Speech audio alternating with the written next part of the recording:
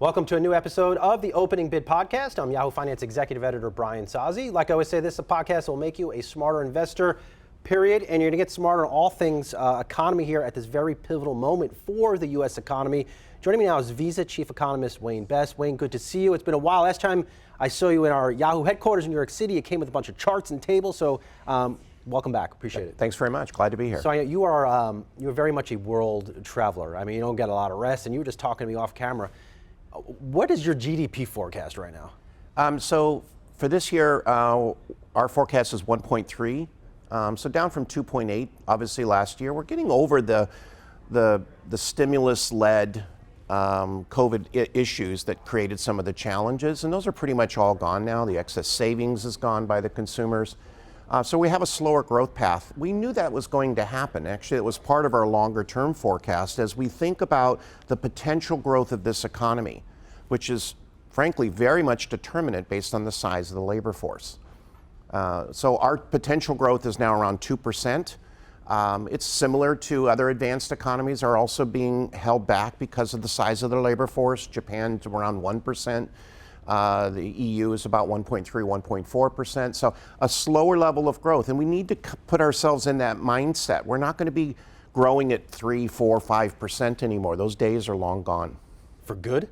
I don't see them turning around substantially.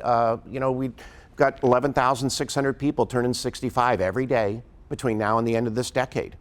We're not having that many kids. In most advanced economies, they aren't. So it really all comes down to immigration and what the outlook for that looks like. Now, there may be some advancements in AI, and we can go there in terms of the potential improvements, but that's still several years off before we see really any material change that allows for the workforce to be more productive. Maybe Elon's right. We just need to have more kids. But this has to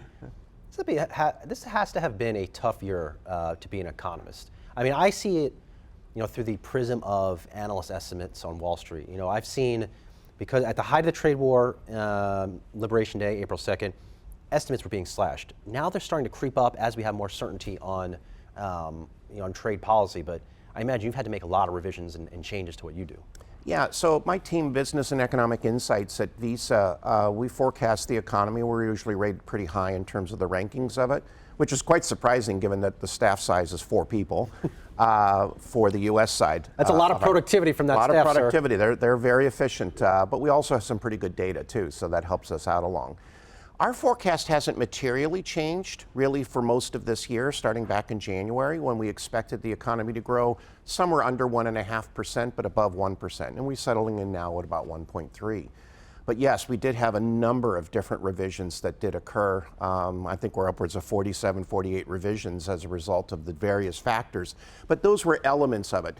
Impact from tariffs, potential impact on inflation and those particular aspects, which I think are creating a lot of the volatility, but the headline number of 1.3 is pretty close. Have you ever had to revise anything 47 or 48 times in your career? Never. And you've been doing this for what, almost 40 years? Yeah, exactly, 35 years. So it's interesting that COVID, we were revising things pretty much weekly, and that was a really challenging time too, with even more uncertainty in my mind about what the future would hold, and whether you'd ever leave your house, and geez, am I going to ever be able to take a vacation again into Europe, for example? But this time has just been so volatile because of the on-again, off-again nature of some of these tariffs and the potential impact of those on inflation and other aspects of the economy. I really admire what you do. You do tremendous work, but you also have really direct insight into the economy through card swipes. It's credit card, debit cards. Like, what are those swipes telling you right now about the economy? Well, we take that data and we couple it to a model that we created called a spending momentum index, which allows us to look at the number of people that are out there spending and whether or not they're spending more or less. And that's a really critical factor. Through some work that we did with Stanford's economics department years ago, if you look at the growth in, say, retail sales of a store, nearly 80% of that growth comes from more people showing up versus the 20% where people are actually spending more. So as we look at those numbers, we're sitting for the last couple of years now below 100.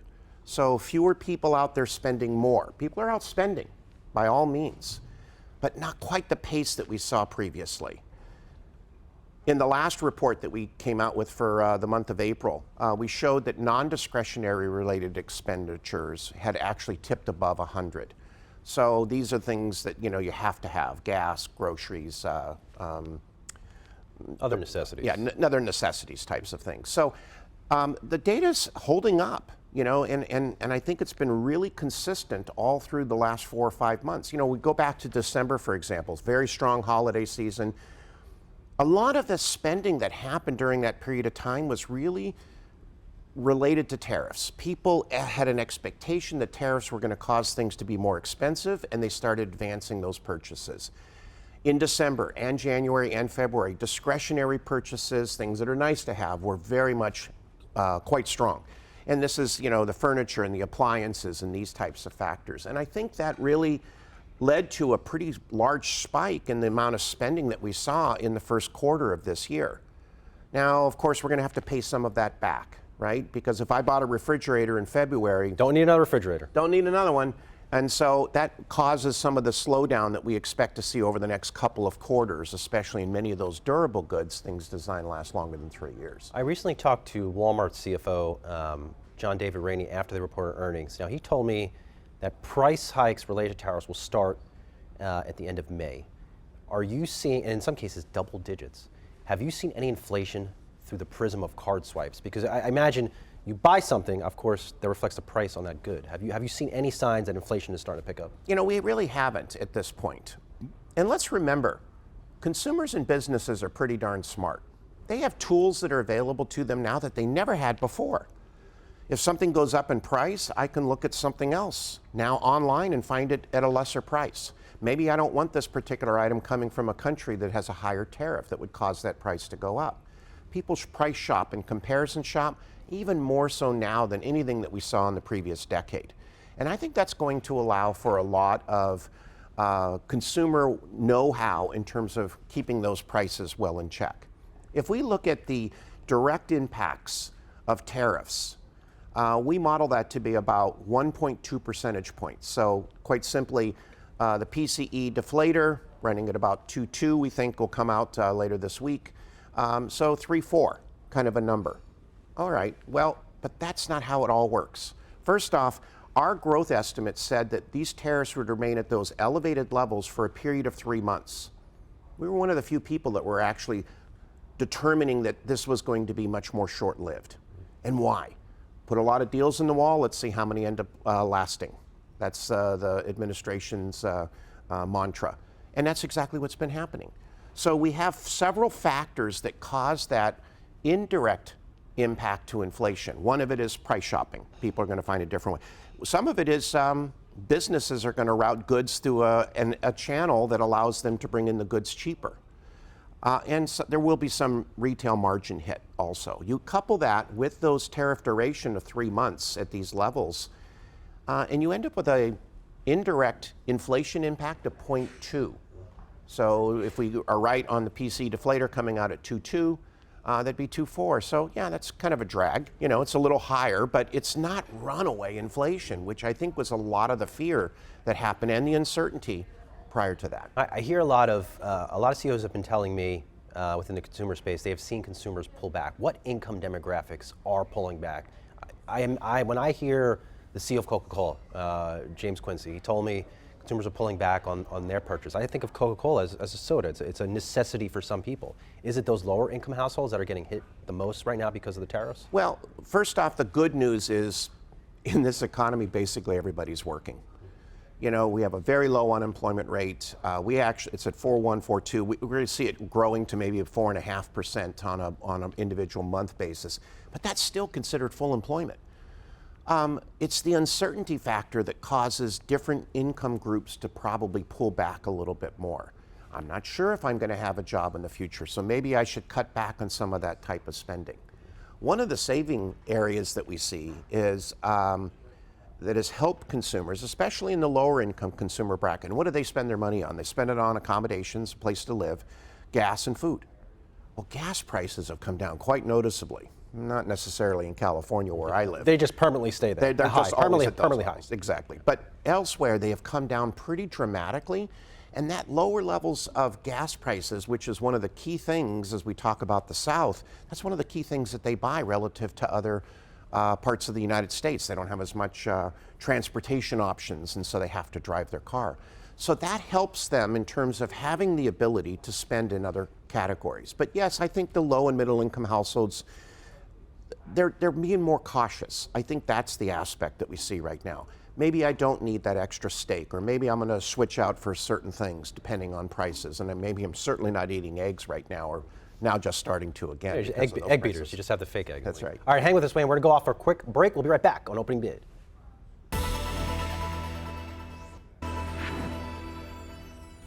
Welcome back to Opening Bid. Of course, this is a new episode at the NASDAQ in Times Square. Having a great chat here at Visa, Chief Economist Wayne Best. You are really focused right now on the South, or the southern part of the United States. What's the state of the economy as seen through the prism of the southern states? So, you know, when we've been studying through our research different generations, demographic groups, for example. We've studied homeowners, we've studied Gen Z and millennials and boomers and other aspects. And in every one of those cases, these are generational trends that tend to span decades. But one of the things that we just discovered was the explosive level of growth that we're seeing in the population, spending, and other aspects in the South, the southern part of the United States. Population change was 5.6% growth, well exceeding what we saw in other regions. That's since 2020. Well exceeding what we saw in other regions. Very strong growth. And if we look at where that growth came from, some of it was people moving from other states, moving into the South. Yeah, I look at my parents. They moved to Florida 5 or 6 years ago, and all they do is go out to eat every day. Yeah. I mean, they have a nest egg, and they're just loving their life. Well, people moved from New York down to Florida. People moved from California to Texas. A lot of in-migration, domestic migration specifically, and that was pretty profound during that period of time. But there was also, and actually if you look at the growth of the South in terms of the population, nearly 84% of it came from international migration. Obviously close to the border as part of that. And while international migration did occur throughout the United States, it was much more concentrated in the South. And so you have those aspects of a population size that's changing. So that's the first element. The other element is because of these new entrants coming in, you need more types of stores, you need more places that they're going to be able to spend, whether it be grocery stores, et cetera. Over the last 5 years, nearly 78% of all the jobs created in the United States were in the South. Now that's pretty profound. 78 in 16 states. Not in Silicon Valley. Not in Silicon Valley, exactly. It's all been in the South, 78% of it. That's a big number. Very big. And as a result, and you look at the shift over time in terms of the types of jobs those people are taking on, the whole South has transformed themselves from a couple of decades ago. 18% of the South was manufacturing, now it's down to 8%. We've seen growth in more higher value-added jobs, so professional services is one example. Better paying jobs, and it's allowed for the standard of living to continually increase in the South, which has certainly been beneficial for that group also. We've seen, of course, the Trump administration very focused on bringing back jobs to the U.S. via manufacturing. You know, as you look out over the next decade, how will that change in jobs and how we grow in the U.S.? How does that change the dynamics of the U.S. economy? Well, I think it has a lot to do with you know, where the people are at, what are they attracted to? I mean, people are moving to the South. The net migration domestically has come from cheaper houses and lower taxes. These have been factors that allow those consumers in the South to save more of their money. They have more of their money available to be able to spend, save, and pay down debt. It's getting warmer there also, so you know, I think initially everyone thought everyone was going to move up north because of the temperatures, but the opportunities are what are really starting to show and play out in terms of the job prospects as well as the recreational activities that are available in the South also. Do we have the labor supply in this country to support a new manufacturing boom? I think if we have some additional immigration, you know, a little bit more free flowing of immigration, we could see some resurgence in certain categories. The United States has always found a way to continually to innovate and figure out new ways to make things more effective and productive. So maybe robots will be doing some of that manufacturing. I mean, that's not a far stretch based on what we're seeing today.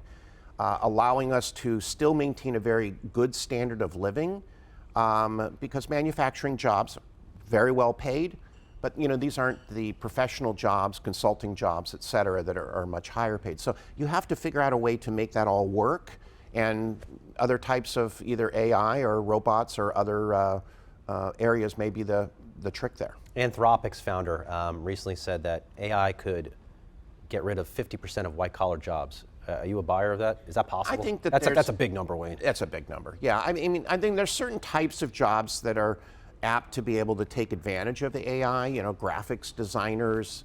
We have a picture of an elephant we wanted a picture of an elephant in a grocery store aisle to talk about GLPs and the impact that they're having on the grocery business. Well, there is no picture of an elephant in a grocery store aisle, so we generated one through AI. I mean, it's an example of an extreme example, but there are types of jobs, those jobs that are much more computer-centric, will allow for some of those jobs to either be replaced or maybe make them more efficient. If you look at a salesperson, for example, over 60% of their time is spent on back office functions instead of really getting out there and selling.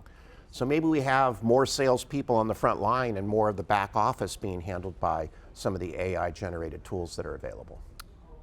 So that is not, 50% reduction in white-collar workforce, that's just not realistic. I don't think it's realistic under the current environment. First off, we have to see many businesses start to adopt AI and change their business practices to make it efficient and make it work. And that's not an easy thing to do. If I have somebody that used to capture the notes from a business meeting and then sent out those notes afterwards, and now that's being done via AI, that's great. But what is that person doing with their time that they've just saved? Are they shopping online? At work?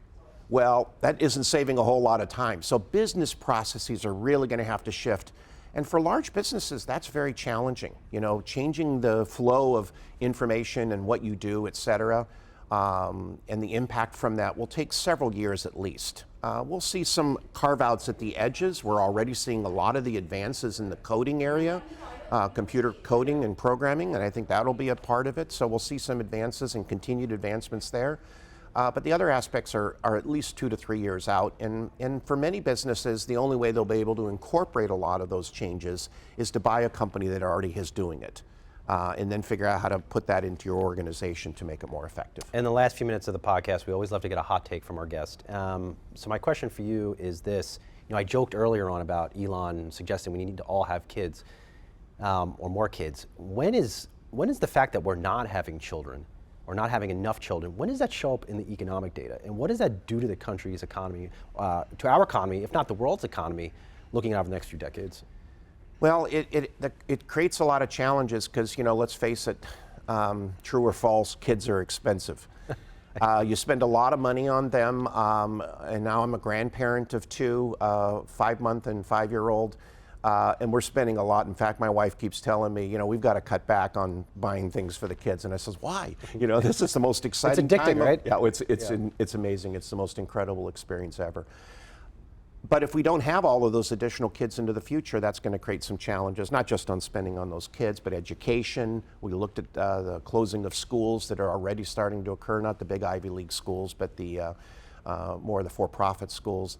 There just isn't that many people coming through the pipeline. It starts to have an impact, and we have to be careful that we're still going to be productive and allow for a labor force that will allow this economy to grow. You can easily see some of the challenges that's going on in China as well as Japan right now, and as I said, in Japan, potential growth of maybe 1%.